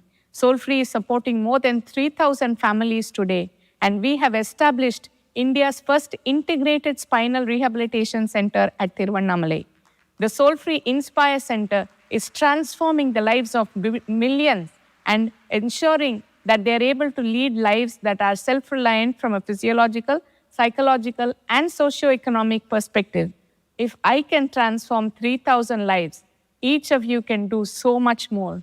I request you all to stay in India and fight and work to ensure that India becomes prosperous, inclusive, and accessible to all. I would like to thank my guide, Dr. Hemachandran Khara, and my co-guide, Dr. Sujata Srinivasan, who have stood by me despite very challenging times. But most of all, I wish to give my deepest gratitude, pranam, and salutations to my mother, without whom I will not be alive today. Thank you so much. Jai Hind.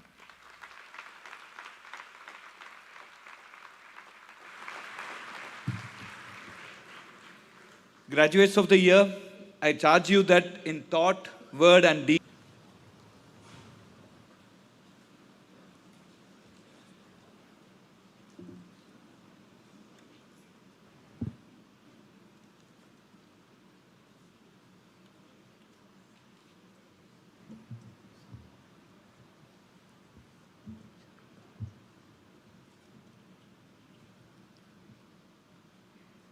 We, the graduates of the Indian Institute of Technology, Madras, hereby pledge that we shall, in thought, word, and deed, ever endeavor to be scrupulously honest in the discharge of our duties, that in all circumstances we shall uphold the dignity and integrity of our profession and the honor of our institute and the nation, and that we shall devote all our energies to promote the unity and secular ideal of our country and utilize our knowledge in the service of our nation and society. Sahana vavatu, sahanau bhunaktu, sahaviryam karavavahai, तेजस्वी नावदीतमस्तु मा विद्विषावहै ओम शांति शांति शांति.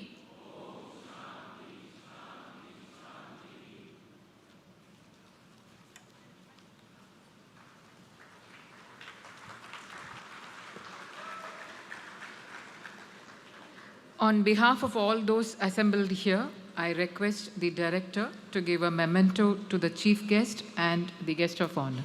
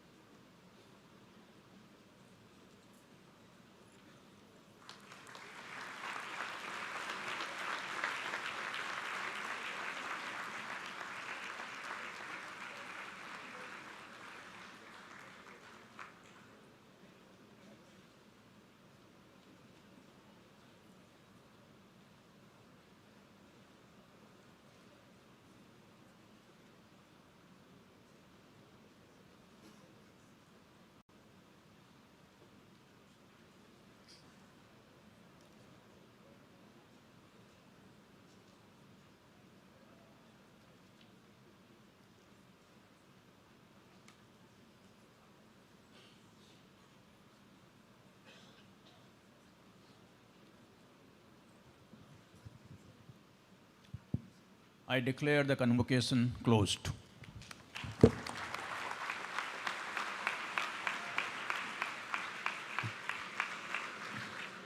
I now request everyone to please rise up for the national anthem.